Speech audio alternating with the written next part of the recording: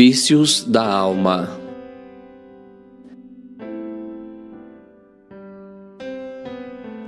Existem vícios que causam danos para nossa alma, nossa vida? Há hábitos nocivos que nos causam mal, seja físico, moral ou espiritual? Sim, existem vários vícios que nos afastam de Deus e podem trazer grandes transtornos para a nossa vida. Ofensa e xingamentos são vícios ou atitudes que vão agredir o nosso próximo e nos trazer um grande mal-estar e desequilíbrio. Pensamentos negativos têm uma força, um poder de atrair situações que nos são prejudiciais e seres ruins para a nossa vida.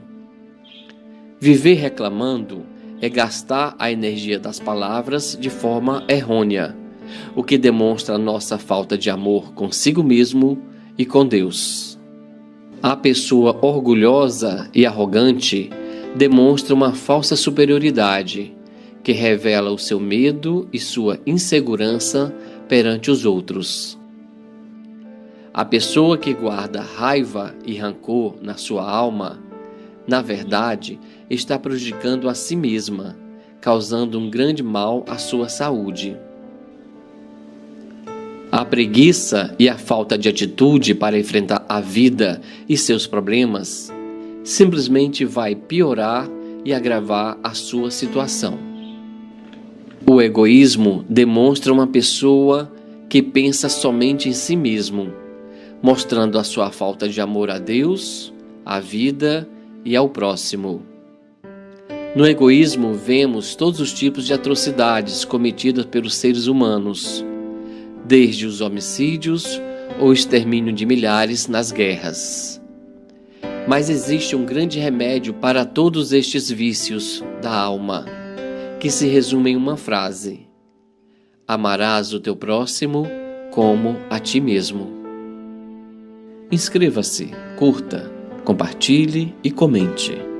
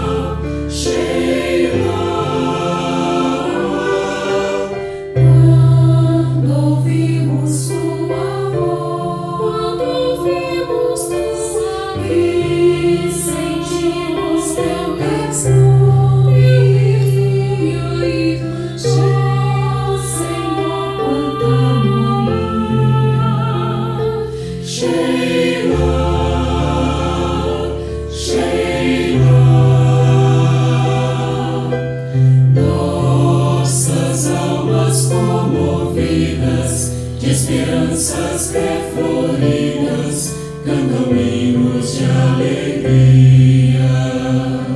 Sheila, Sheila.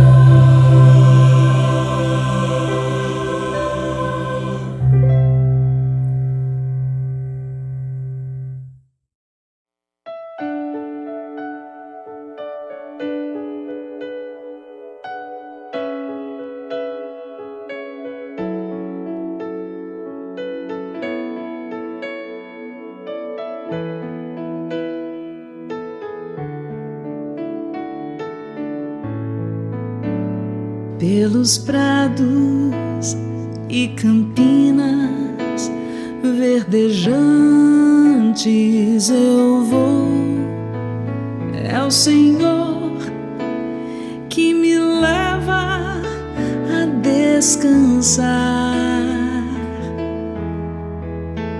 junto às fontes de águas puras, repousantes eu vou. Minhas forças o Senhor vai animar. Tu és, Senhor, o meu pastor, por isso nada em minha vida faltará. Tu és, Senhor, o meu pastor, por isso nada em minha vida faltará.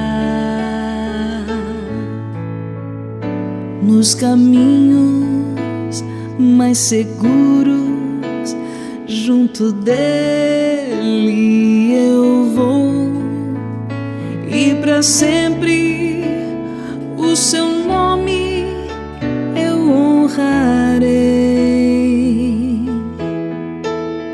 Se eu encontro mil abismos nos caminhos eu vou, segurança sempre tenho em suas mãos.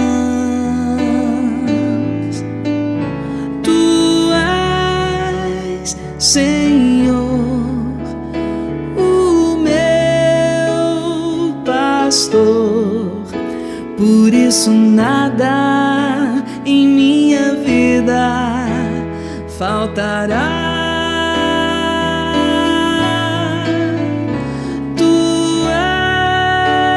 Senhor, o meu pastor, por isso nada em minha vida faltará. No banquete em sua casa, muito alegre eu vou, um lugar em sua mesa me preparou.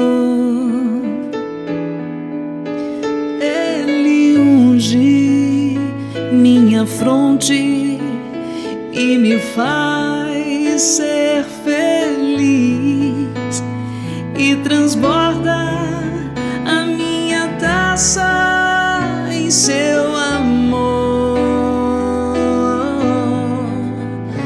Tu és, Senhor, o meu pastor, por isso nada em minha vida faltará.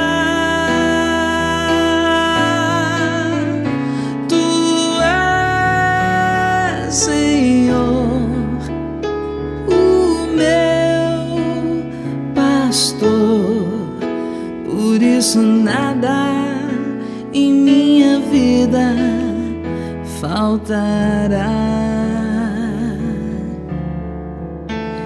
Bem à frente do inimigo, confiante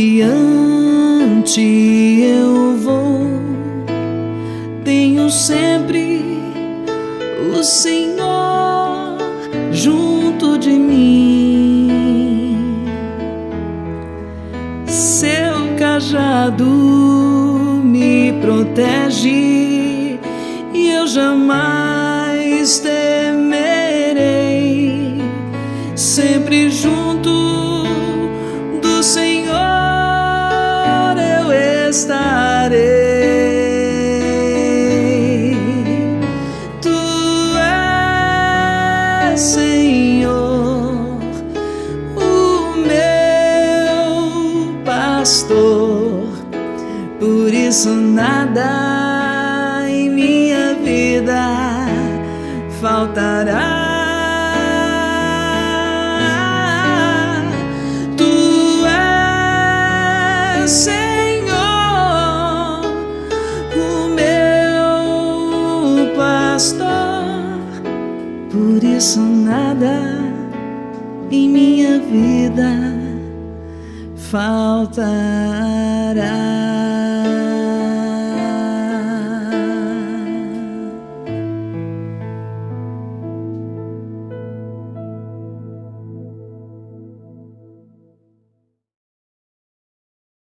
Pão Nosso, ditado pelo Espírito Emmanuel.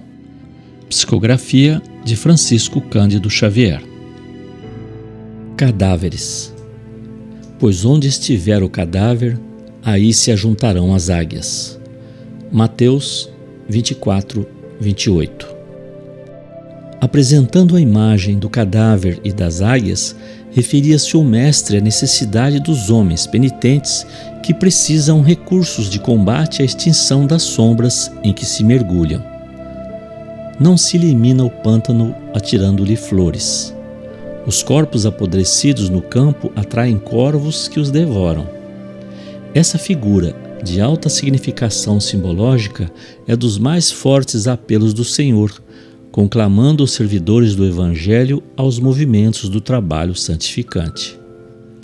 Em vários círculos do cristianismo renascente surgem os que se queixam, desalentados, da ação de perseguidores, obsessores e verdugos visíveis e invisíveis. Alguns aprendizes se declaram atados à influência deles e confessam-se incapazes de atender aos desígnios de Jesus. Conviria, porém, muita ponderação antes de afirmativas desse jaez, que apenas acusam os próprios autores.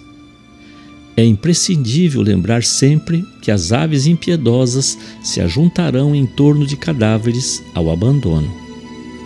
Os corvos se aninham noutras regiões, quando se alimpa o campo em que permaneciam. Um homem que se afirma invariavelmente infeliz fornece a impressão de que respira num sepulcro. Todavia, quando procura renovar o próprio caminho, as aves escuras da tristeza negativa se afastam para mais longe. Luta contra os cadáveres de qualquer natureza que se abriguem em teu mundo interior. Deixa que o divino sol da espiritualidade te penetre, pois, enquanto fores ataúde de coisas mortas, será seguido de perto pelas águias da destruição. Emmanuel.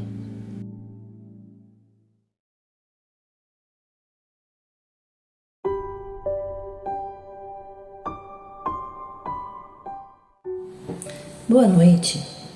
Vamos então elevar nossos pensamentos a Jesus e procurar entrar em sintonia com os nossos mensageiros divinos.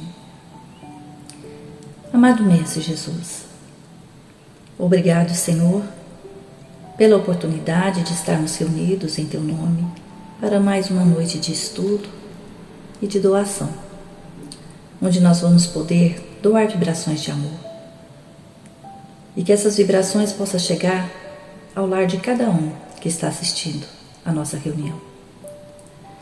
Obrigada, Jesus, pelo Teu Evangelho de luz que ilumina o nosso caminho, que nos faz forte, nos dá coragem, para que a gente possa levar conosco, por onde passarmos, sempre o Teu Evangelho, as Tuas lições, os Teus ensinamentos, através de exemplo, através de um sorriso amigo e de uma palavra de conforto.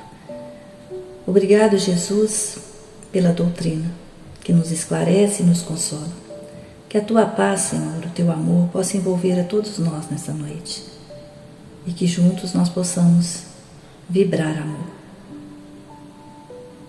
Pai nosso que estais no céu, santificado seja o vosso nome. Venha a nós o vosso reino. Seja feita a vossa vontade, assim na terra como é feita nos céus. O pão nosso de cada dia nos dai hoje. Perdoe, Senhor, as nossas dívidas, assim como nós perdoamos aqueles que nos têm ofendido. Não nos deixeis cair em tentações e livrai-nos, Senhor, de todo o mal. Com essa prece, então, nós iniciamos a nossa reunião da noite. Que assim seja.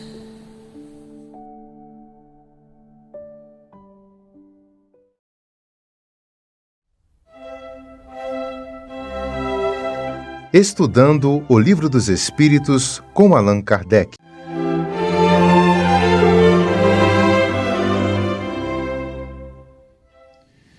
Boa noite a todos os nossos irmãos, as nossas irmãs, que a paz do Mestre Jesus seja conosco. Então, hoje nós vamos fazer a leitura e comentário de uma questão de O Livro dos Espíritos de Allan Kardec, aqui na parte 2ª do capítulo 2, com o título Encarnação dos Espíritos, no item Alma. Então, a questão 138 é a seguinte. Kardec pergunta: que pensar daqueles que consideram a alma como o princípio da vida material? E o Espírito responde: é uma questão de palavras que não nos diz respeito. Começai por vos entenderdes a vós mesmos. Bom, então, como Kardec quer saber sobre a questão da alma como o princípio da vida material, sim ou não, né?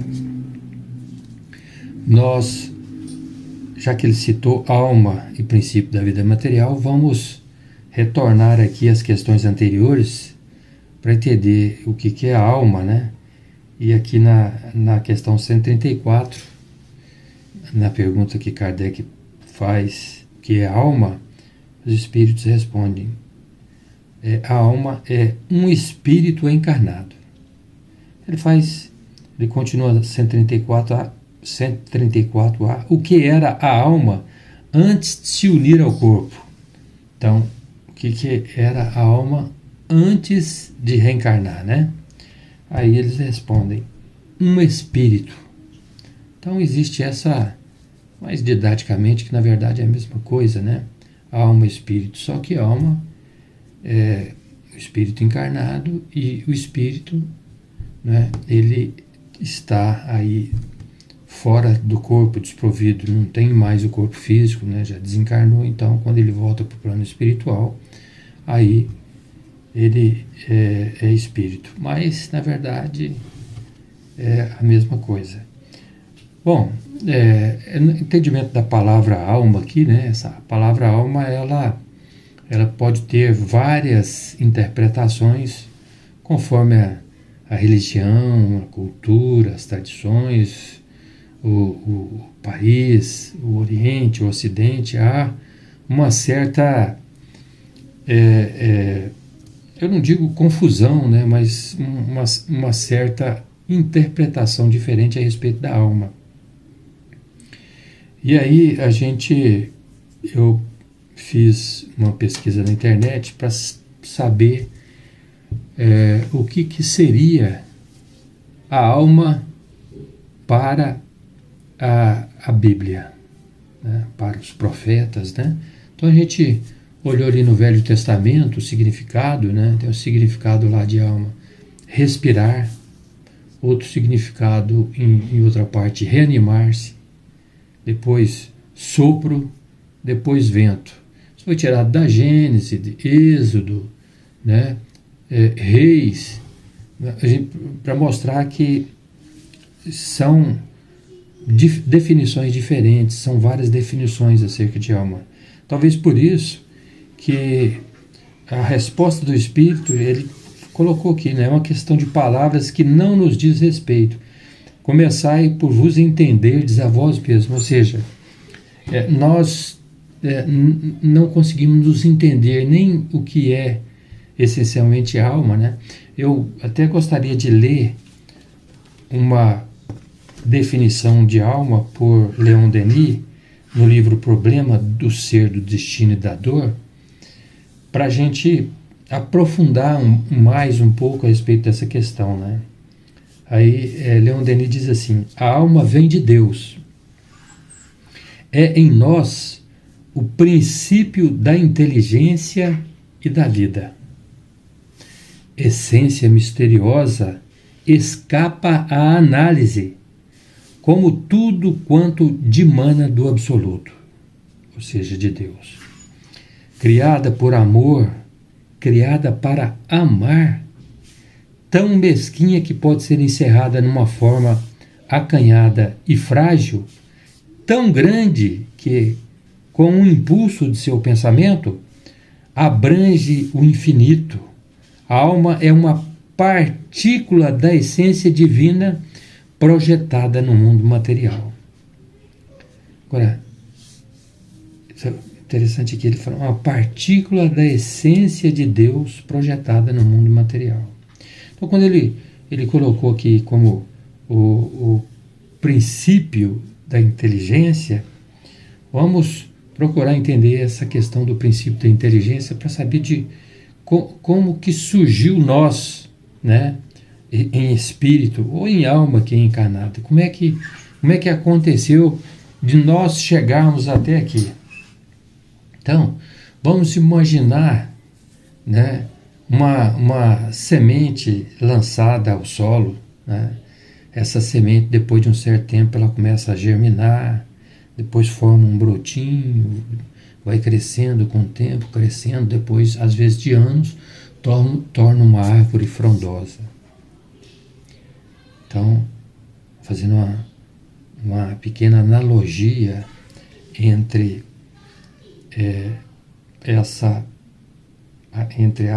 o princípio inteligente, né? O princípio inteligente, sendo como uma semente que Deus lança e que vai se desenvolvendo, vai se elaborando durante milhares, milhões de anos, atravessando vários reinos da natureza, né?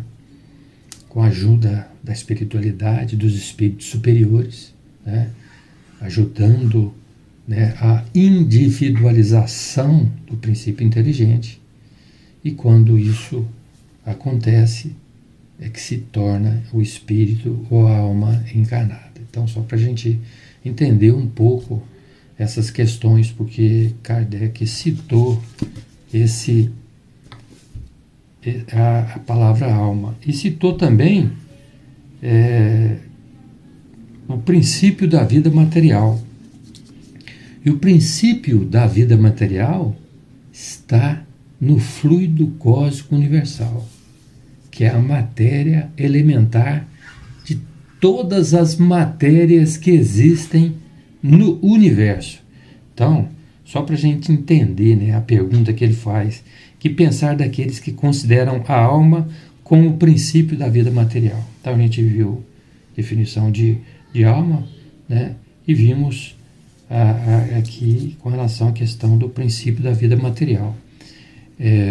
Mas por que Kardec citou ou fez essa pergunta dizendo que algumas pessoas consideram a alma como o princípio da vida material?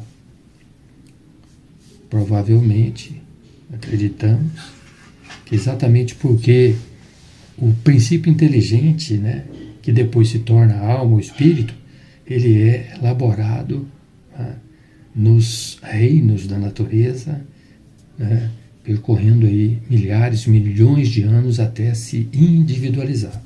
Então tem até uma questão na Gênesis que eu gostaria de citar aqui, até dando uma olhada nesse livro aqui, O Perispírito e Suas Modelações, de Luiz Gonzaga Pinheiro. Ele faz, no capítulo 1 aqui, ele cita a Gênesis de Allan Kardec no capítulo 11, que ele fala assim: na opinião de alguns filósofos espiritualistas, o princípio inteligente, distinto do princípio material, diferente, né, se individualiza e elabora, passando pelos diversos graus de animalidade. É aí que a alma se ensaia para a vida e se desenvolve pelo exercício, suas primeiras faculdades. Então, a alma, ela se desenvolve pelo exercício, né, ocorrendo aí suas primeiras faculdades. Esse seria, para ela, por assim dizer, o período de incubação. Chegada ao grau de desenvolvimento que este estado comporta, ela recebe as faculdades especiais que constituem a alma humana. Haveria, sim, filiação espiritual do animal para o homem, como há filiação corporal. Então a gente vê aí esse longo processo de elaboração do princípio inteligente até alcançar a condição de espírito, né, e se tornar um indivíduo, né, um ser individualizado. Então,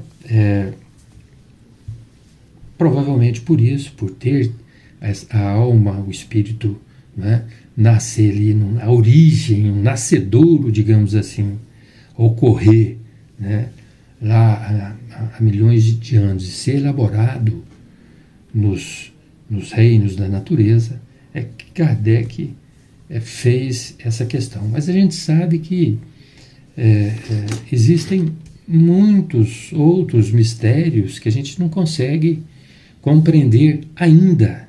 Quando nós tornarmos espíritos muito evoluídos, evidentemente que esses mistérios vão sendo gradativamente desvendados, né? Provavelmente por isso que a resposta do espírito, que ele fala que é uma questão de palavras que não nos diz respeito. Começai por vos entenderdes a vós mesmos, né?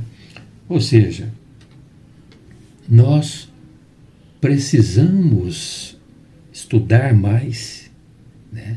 Buscar melhor, com mais afinco os conhecimentos, para que a gente possa ter uma definição mais apropriada, mais avançada acerca das coisas de Deus. E essa é uma delas, não é verdade? Então fica aqui a mensagem, agradeço a oportunidade e peço a Jesus que possa abençoar a todos os nossos irmãos da humanidade. Muito obrigado, que assim seja. Acompanhe agora mais um tema doutrinário do Evangelho de Jesus.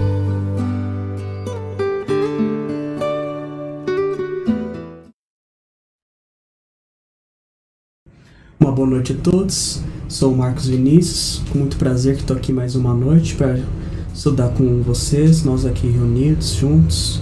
Podemos todos nós estudar a palavra de Jesus, a palavra do nosso Deus amado, para que a gente possa continuar nessa nossa jornada, né, de evolução e de aprendizado. Então, para a gente poder hoje aprender mais um pouquinho, eu vou fazer um breve comentário do item 5 do capítulo 20, que trata sobre os trabalhadores da última hora. Esse item especificamente vai falar sobre os obreiros de Deus. Mas antes da gente entrar nesse aspecto em si, vamos voltar para o início, né? Para o capítulo em si, né? Os trabalhadores da última hora. O que significa isso, né? Do que se trata esse capítulo? Se trata sobre, justamente como dito aqui, esses trabalhadores da última hora, que vem numa parábola de Jesus. Então eu vou dar uma lida nela primeiro para a gente poder se situar, né? Antes de a gente começar a conversar. Essa parábola dos trabalhadores da última hora a gente pode entender, para a gente ter um certo contexto inicial, né? Tratando de que não se importa quando você começa o trabalho, quando que você começa a estudar, quando que você começa, vamos dizer assim, caminhar no bom caminho. O que importa realmente é você botar a mão na massa. O que realmente importa é o trabalho que está sendo feito, não desde quando começou essa senioridade, vamos dizer assim. É simplesmente a qualidade do trabalho que você faz é a que realmente importa, né? Então a parábola, esse aqui está em Mateus, vai dizer o seguinte: naquele tempo, Jesus contou essa parábola a seus discípulos. O reino dos céus é como a história do patrão que saiu de madrugada para contratar trabalhadores para sua vinha. Combinou com os trabalhadores uma moeda de prata por dia e os mandou para a vinha. Às 9 horas da manhã, o patrão saiu de novo, viu outros que estavam na praça, desocupados, e lhes disse: ide também vós para a minha vinha, e eu vos pagarei o que for justo. E eles foram. O patrão saiu de novo ao meio-dia e às 3 horas da tarde, e fez a mesma coisa. Saindo outra vez pelas 5 horas da tarde, encontrou outros que estavam na praça, e lhes disse: por que estáis aí o dia inteiro desocupados? Eles responderam: porque ninguém nos contratou. O patrão lhes disse: ide vós também para a minha vinha.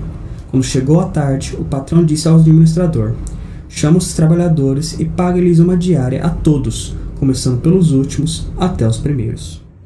Vieram os que tinham sido contratados às 5 da tarde, e cada um recebeu uma moeda de prata.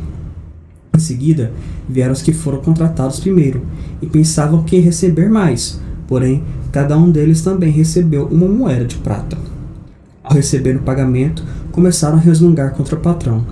Esses últimos trabalharam 1 hora só, e tu igualaste a nós, que suportamos o cansaço e o calor o dia inteiro. Então o patrão disse a um deles: amigo, eu não fui injusto contigo. Não combinamos uma moeda de prata? Toma o que é teu e volta para casa. Eu quero dar a este que foi contratado por último o mesmo que dei a ti. Por acaso não tenho o direito de fazer o que quero com aquilo que me pertence? Ou estás com inveja porque estou sendo bom? Assim, os últimos serão os primeiros, e os primeiros serão os últimos. Aqui a gente tem diversos pontos, na verdade, né, pra gente tentar aprender a trabalhar acerca dessa parábola. Mas, vamos dizer assim, de uma maneira bem generalizada, até um pouco lúdica, o que a gente está pensando? Que nós temos várias pessoas indo trabalhar num lugar, executar seu trabalho ao longo de um dia, né? Então pessoas que começam, vamos pensar esse dia como sendo a nossa vida, né? Para ficar até um pouco mais fácil. Tem gente que desde criancinha sempre foi muito bom, sempre fez aquilo tudo que era para ser feito, sempre praticou a caridade. Mas tem gente que, vamos dizer assim, foi ruim a vida inteira, mas que, vamos dizer assim, logo antes de falecer, vamos dizer assim, se arrependeu e começou a praticar o bem. A praticar, entender, trabalhar, estudar a palavra de Deus. Essa pessoa que começou mais tarde tem menos valor do que a outra que começou mais cedo, simplesmente porque ela começou mais tarde? Aos olhos de Deus, como nós vemos aqui, não. O que importa é o trabalho sendo feito, e sim. Cada nós estamos aqui com Deus fazendo o nosso contrato. E o contrato é combinado, certo? Não tem negociação com Deus. É o contrato combinado, a gente faz a nossa parte, vamos dizer, ele faz a parte dele. Então, o contrato, o nosso combinado que nós temos aqui é que a gente está aqui para aprender, para evoluir. E com isso, nós praticando essa caridade, praticando esse bem, crescendo como pessoas, nós vamos nos tornar pessoas melhores. E de certa maneira, como recompensa, a gente pode pensar, nós vamos cada vez ficando melhores, mais espiritualmente puros, vamos tendo acesso, vamos dizer assim, a uma melhor qualidade de vida espiritual. A gente pode pensar, tendo acesso a estar no meio de outras pessoas tão evoluídas e tão espiritualmente puras conforme o nosso merecimento, vamos dizer assim, do mesmo nível que nós. Então, conforme a gente pratica o bem, nós vamos nos melhorando com pessoas, vamos estando com pessoas como espíritos e vamos estando cada vez em lugares melhores. Vamos pensar que, basicamente, esse é o nosso contrato combinado. Então, não importa se desde criancinha sempre foi uma pessoa muito boa, muito caridosa, ou se logo, vamos dizer assim, no leito de morte, eu começo a melhorar como pessoa. O contrato está sendo combinado, então nós vamos receber aquilo que merecemos. Então, os trabalhadores da última hora, a gente pode pensar que não existe essa negociação com Deus. Nós fazemos a nossa parte, Ele faz a dele. E o que importa realmente não é a gente querer começar cedo, não é o nosso tempo de execução de trabalho. É a gente tentar fazer a nossa parte. É a gente tentar fazer esse serviço de qualidade, vamos dizer assim. Trabalhar com força, com vigor na vinha de Deus. Certo? Então é isso que a gente está estudando aqui no capítulo 20. Né, acerca de vários itens, ao longo de vários itens, mas a gente está tentando estudar acerca dessa questão então desses trabalhadores da última hora.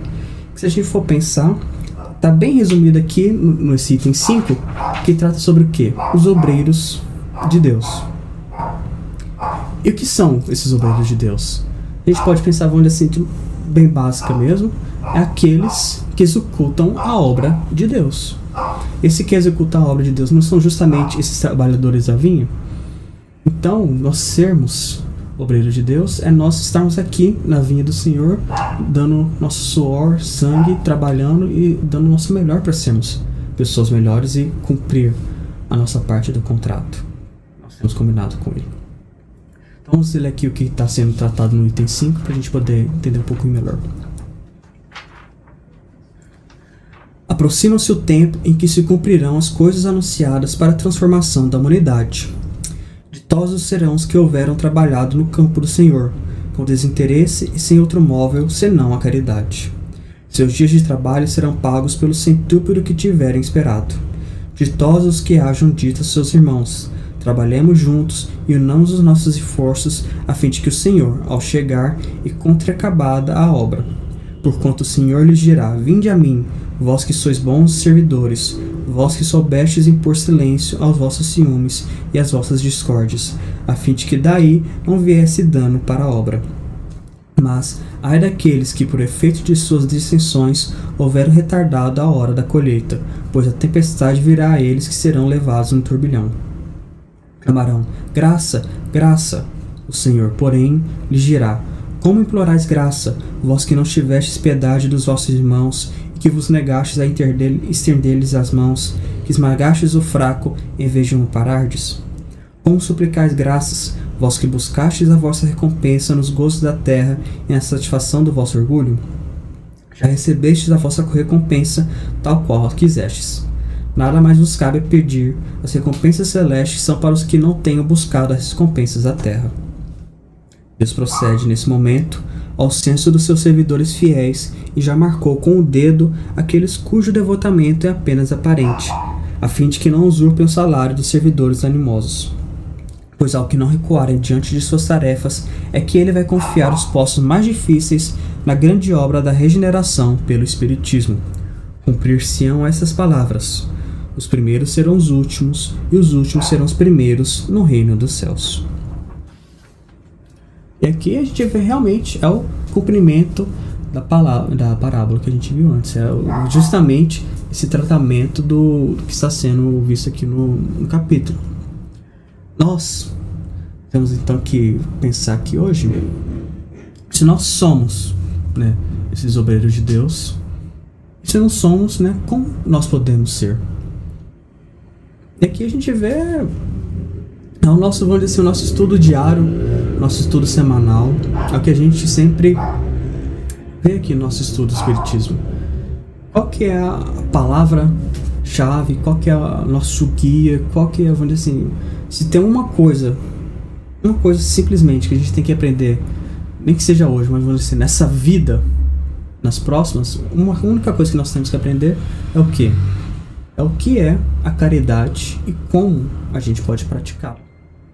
É praticando a caridade que nós vamos ser os obreiros de Deus, aqueles que praticam, que completam a obra de Deus. Que, como a gente vê no texto, não é simplesmente fazer por fazer, ou fazer por esperar uma recompensa. É a gente fazer de coração, a gente praticar essa caridade, completar essa obra de Deus com vontade, com o intuito de realmente, né, com o intuito da gente ajudar os nossos irmãos, ajudar o nosso próximo, espalhar a bondade pelo mundo. Se a gente está aqui só levando a vida, vamos dizer assim, empurrando com a barriga, fazendo o que a gente quer, a gente não tem a recompensa celeste. Por quê? Porque a gente já tem a recompensa da terra. Para ter a recompensa celeste, a gente tem que deixar de lado, deixar de mão um pouco essas recompensas da terra. Não quer dizer, como a gente sempre vê aqui, que a gente estuda, não é você viver na miséria, não é você não fazer nada para você, não é você simplesmente viver de luz, né? A gente tem necessidades carnais, porque a gente tem um corpo de carne e osso, né? A gente tem um corpo material que tem necessidades materiais. Nós somos espíritos imperfeitos ainda, que praticamos, assim, coisas imperfeitas, ainda temos descuidados. Por mais que a gente tente, a gente tem que tentar, né? Não somos perfeitos ainda e a gente tem necessidades que não são totalmente alinhadas com, vamos dizer assim, a recompensa celestial que a gente almeja. A gente ainda, muitos de nós, para não dizer todos, né? Ainda não temos essa capacidade de ser realmente, totalmente altruístas, de deixar todas as nossas necessidades imperfeitas, nossas necessidades materiais de lado, para praticar a caridade de maneira íntegra, né? Mas isso não quer dizer que os nossos esforços são em vão. Por quê? Da mesma maneira que os trabalhadores da última hora, nós executando, fazendo o nosso melhor, com sinceridade, com vontade, praticando essa caridade, praticando esse trabalho, construindo essa obra de Deus, nós vamos ter nossa recompensa combinada, contratada, nós vamos receber aquilo que nós merecemos e necessitamos. Tendo em vista, lógico, que a gente não está fazendo isso por causa da recompensa, mas porque nós temos que tentar, pelo menos cultivar nós, essa vontade de ajudar o nosso irmão, né? De querer crescer, não só nós como pessoas, como espíritos, mas toda a nossa família, a nossa sociedade, né? Nosso grupo fraterno. Então, cabe a nós aqui parar um pouco, pensar, refletir, se então nós estamos dando o nosso melhor, nós estamos deixando de lado, a gente está buscando as recompensas materiais em vez das recompensas celestes, nós estamos tentando realmente construir e completar a obra de Deus, ou a gente está, vamos dizer assim, só levando? E temos que então ter em mente, se a gente não está ainda fazendo isso, se a gente não estamos sendo com sinceridade os verdadeiros obreiros de Deus, nunca é tarde para começar.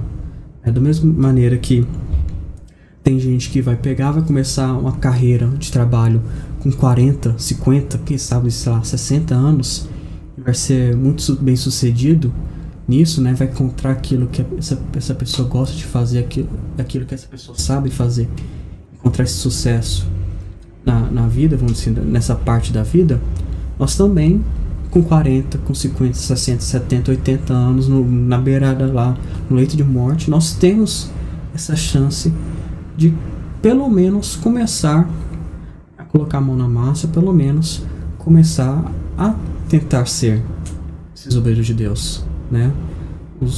Nós tentarmos ser esses trabalhadores da última hora, porque realmente nunca é tarde para começar ou para continuar trabalhando.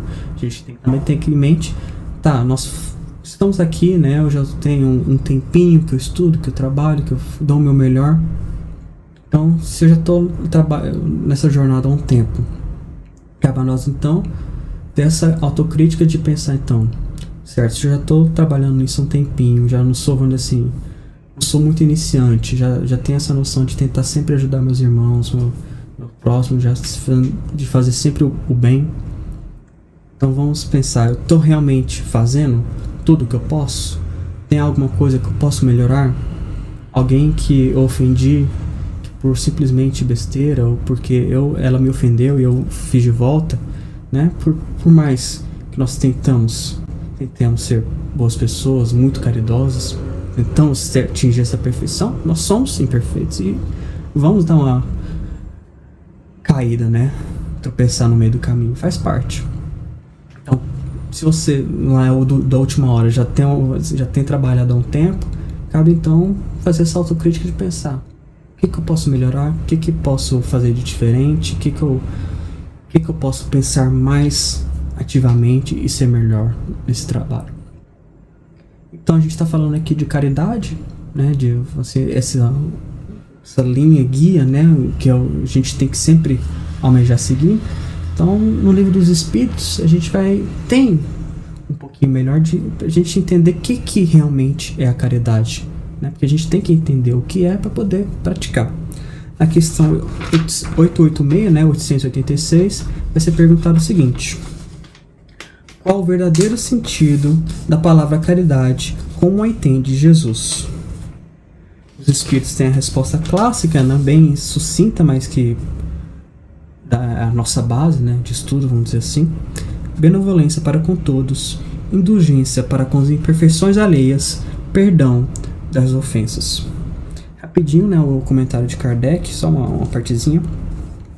O amor e a caridade são um complemento da lei de justiça, porque amar ao próximo é fazer-lhe todo o bem possível que desejaríamos que nos fosse feito. Tal é o sentido da palavra de Jesus: amai-vos uns aos outros como os irmãos. A caridade, segundo Jesus, não se restringe à esmola, mas abrange todas as relações com os nossos semelhantes, quer se trate de nossos inferiores, iguais ou superiores. Ela nos manda ser indulgentes, porque temos necessidade de indulgência, e nos proíbe humilhar o infortúnio, ao contrário do que comumente se pratica. Se um rico nos procura, atendemo-lo com excesso de consideração e atenção, mas se é um pobre, parece que não nos devemos encomendar com ele. Quanto mais, entretanto, sua posição é estimável, mais devemos temer aumentar-lhe a desgraça pela humilhação.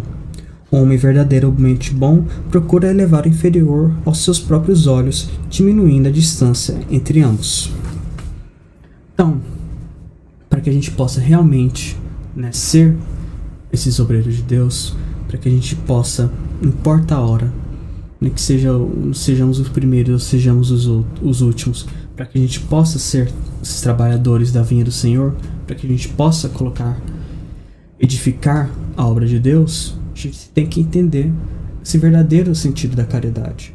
Que a gente pode pensar que é simplesmente tratar com amor, tratar bem todo mundo, tudo, não importa o que seja, nossos irmãos, nossos inimigos, os animais, o ambiente como um todo, a natureza, toda aquela parte da criação de Deus, tudo que nos rodeia, nós temos que ter essa sensibilidade de tratar tudo isso com indulgência, com amor, com carinho, com respeito, certo? A gente perdoar as faltas, enaltecer, vamos dizer assim, os bem-feitos, os acertos, né? Não é simplesmente aquela pessoa que acontece, a pessoa faz tudo certinho, mas parece que ela não se sente reconhecida por isso, né? Então às vezes a gente pode tentar tirar esse momento para quando a gente vê alguém fazendo algo bom, né? Dar esse incentivo, dar essa parabenização, que às vezes ajuda ela a continuar nesse caminho, né? Porque é lógico, a gente não tem que fazer as coisas pela recompensa, mas como disse, nós somos imperfeitos, a gente tem vamos dizer assim, esse certo orgulho ou essa necessidade, né, de nos sentir reconhecidos. Então, esse reconhecimento que a gente dá, essa parabenização, essa força que nós damos aos nossos irmãos, faz, né, com que eles continuem esse caminho, dá um incentivo para que eles continuem fazendo bem. É algo que a gente pode tentar fazer. E, ao mesmo tempo, vamos dizer, de via contrária, é evitar, né, falar mal ou criticar muito aqueles que não estão no caminho certo, perfeito, né? Aquela pessoa que comete uma certa falta, em vez da gente cair em cima criticando e falando mal, não, vamos, assim, a gente, de certa maneira, deixa passar e ajuda, né? Não é a gente fazer vista cega, né, para os acontecimentos ruins, é para a pessoa que faz mal a outra. Não é simplesmente deixar passar, mas é da gente ajudar, né? Tentar entender o porquê, como que a gente pode melhorar a situação, como que a gente pode ajudar essa pessoa que está passando por esse momento difícil, né? Que está cometendo essa falta.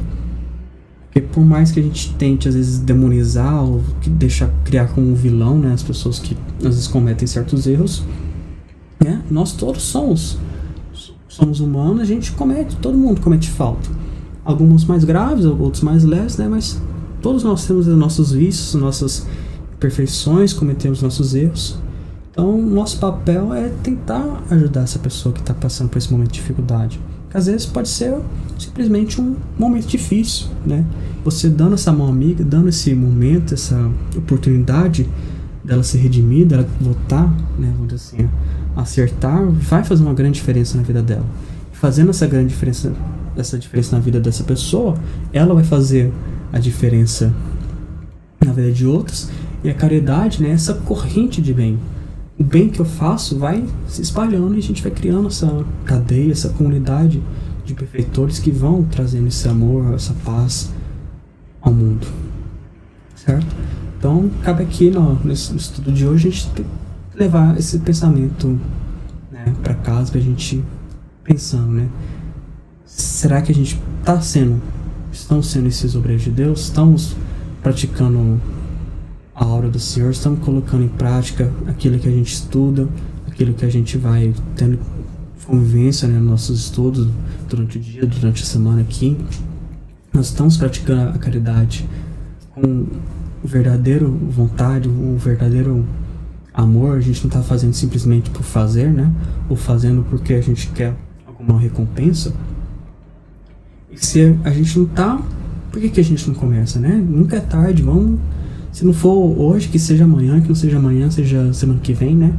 Mas vamos tentar sempre, né, colocar em prática aquilo que a gente estuda, colocar em prática essa verdadeira caridade. Essa verdadeira caridade sendo esse amor incondicional, né?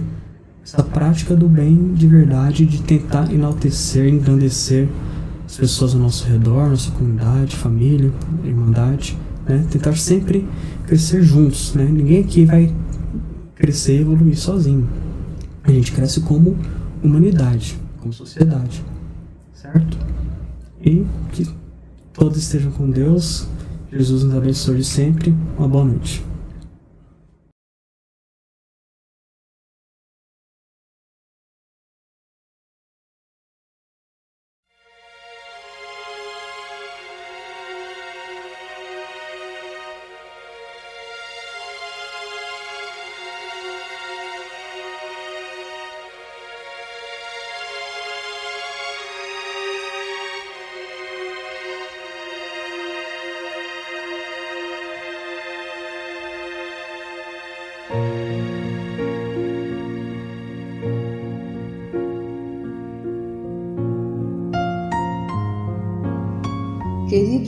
irmãos em Cristo, nesse momento de suave meditação, pedimos a presença de espíritos amigos para esse passe. Senhor de infinito poder e bondade, ajudai-nos a retirar da nossa mente todos os pensamentos negativos que se encontram alojados em nossa alma, fruto da nossa condição de ser imperfeito. Que ideias de vingança, pensamentos inferiores e egoístas sejam afastados da nossa mente. Que os desequilíbrios emocionais, ansiedade, impaciência e estresse sejam corrigidos, visando uma nova harmonia do nosso ser. Que todas as doenças alojadas em nosso corpo tenham seu mecanismo de enfermidade interrompido no nosso sistema de defesa orgânico e inicie a revitalização da nossa saúde. E assim, meu Pai Celestial, com suas bênçãos e as energias luminosas e curativas de seus missionários, possamos receber as melhores vibrações energéticas através deste passe e que essas vibrações venham em forma de ideias edificantes, de otimismo, alegria e nos fortaleça para o perdão, a paciência e a serenidade necessárias à resolução de nossos problemas e provações. Peço, Senhor, que nos ensine a viver um dia de cada vez, que nos oriente a superar os traumas do passado e guardar apenas as lições valiosas, tanto de experiências felizes como as dolorosas. Também, Senhor, permita o cuidado necessário para controlarmos o medo diante do futuro que ainda está fora do nosso alcance. Que possamos aproveitar a beleza e o sabor dessa existência em cada momento sagrado que o Senhor nos permite viver, com sabedoria, discernimento e entusiasmo pela vida. Que nessa jornada terrena possamos aprender a nos elevar espiritualmente um pouco a cada dia, sempre seguindo os conselhos do Cristo. E que o espírito de fraternidade, o amor de Deus ao próximo e a nós mesmos sejam a base do nosso comportamento e a prática da caridade e do perdão a nossa conduta diária. E dessa forma possamos ser merecedores das suas bênçãos, nos fortalecendo e curando nossas enfermidades por sua intercessão misericordiosa. Em nome de Jesus, agradecemos por tudo que recebemos até o dia de hoje, rogando mais uma vez a tua proteção, o teu amor e a tua paz.